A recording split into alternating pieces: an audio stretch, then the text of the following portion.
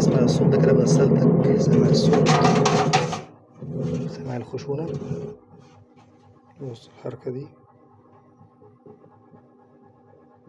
شايف حاجة مش ثابتة في مكانها بتلعب، بتتحرك، سامع الدوشة.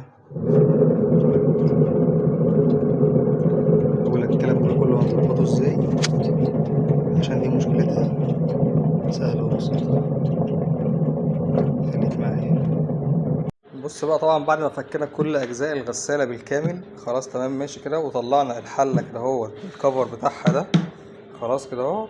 طبعا هيبدأ هنا ان احنا نغير رمان البلي، بس طبعا قبل ما نغير رمان البلي عشان خاطر نفتح الكفر ده، اغلب الغسالات او تقريبا كلها بتكون هنا القفل هنا كبس خلاص كده. فلازم ان احنا طبعا دي بتتفور، قبل ما تفور لازم تعمل اخرام زي كده، زي اللي انا عاملها دي كده، كل مثلا ايه 15 سنتي ولا حاجة خرم تمام، عشان خاطر دي بعد كده احنا هنقفلها بسيليكون، وهنضغط هنا بمسامير الوز. فلازم دي تعملها قبل ما تبدأ انك تفور الكفر، عشان خاطر وهو لسه ثابت كده فيبقى الاماكن ايه متظبطه، ما تجيش تعملها بعدها وايه وما تبقاش مظبوطه منك يعني. خلاص طبعا هيبدا بعد كده بقى ان احنا نفور اللي هو اهو.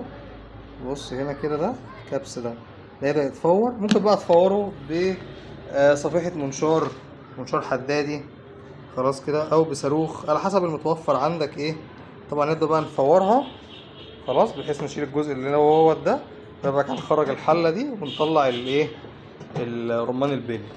كمل بقى الفيديو كده اهوت وهوريك هنعمل ايه. بص بقى بمنتهى البساطه، بعد ما خلاص شقينا كده بالصاروخ اهو زي ما انت شايف اهو. بص شقينا بالصاروخ، طبعا تاخد بالك وانت بتشق بالصاروخ ان انت ما تغوطش هنا جوه قوي، عشان خاطر ما ايه ما تلمس هنا في الحله، لان الحله دي كده ايه الجسم ده عليها تمام ماشي. خلاص بعد بقى ما شقينا كده بالصاروخ او بالمنشار الحداري زي ما قلنا على حسب امكانياتك، كده بقى ايه بسم الله واحده واحده كده ايه تطلع اهو. طبعا بص هتلاقي طبعا في بلاوي بقى، الكلام ده طبعا يتنضف تمام كده. وبعد كده اصبح هي معانا الحله اهي.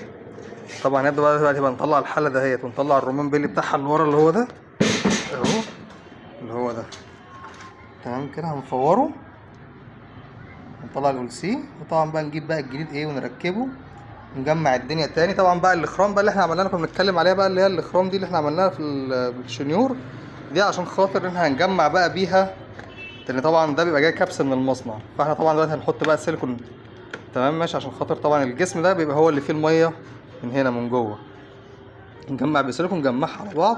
طبعا قبل ما نجمع بقى ننضف بقى اي رايز زيادات زي كده، بحيث ايه يبقوا الاتنين مقابسين على بعض كويس. انا بقى نجمعها كده ونوريها لك. بس بعدين اهو طلعنا البليه، هي دي اللي كان فيها المشكله. بص حتى صوتها اهو ايه بيعمل خروشه، هي دي اللي كان فيها المشكله تمام. طبعا بقى ننضف بقى، بص بقى ايه يعني في بلاوي بقى، هننضف بقى طبعا الكلام ده كله قبل ما نقفل. كل الكلام ده بقى ينضف بقى الاول، بقى هنركب بليتنا الجديده بقى ونشوف الدنيا تبقى فيها ايه. كمل معايا كده. لكن هي لازم قبل بقى ما نجمع ونركب وكده كنا ننضف الايه ننضف الدنيا. بص بقى ايه نضفنا الحله عندنا هنا اهي، طبعا كان فيها رواسب وكده، نضفنا الكلام ده كله تمام. البلي ده بالذات ما تسترخصش، ما تروحش تجيب اي حاجه يعني. بص تجيب حاجات ايه البلي تبقى نضيف، لان انت هتفك مره واحده مش كل يوم تقعد تفك وتجمع وكده تمام. دي البليه طبعا الكبيره، ودي البليه الصغيره. البليه الصغيره عندي كانت لحد ما سليمه، بس قلت برضه اجيب عشان خاطر يبقى انت ايه مره واحده وتخلص. وطبعا الأولسي بتاعك اللي هم الحاجات اللي هي الايه القديمه اللي احنا كنا فكيناها دي خلاص.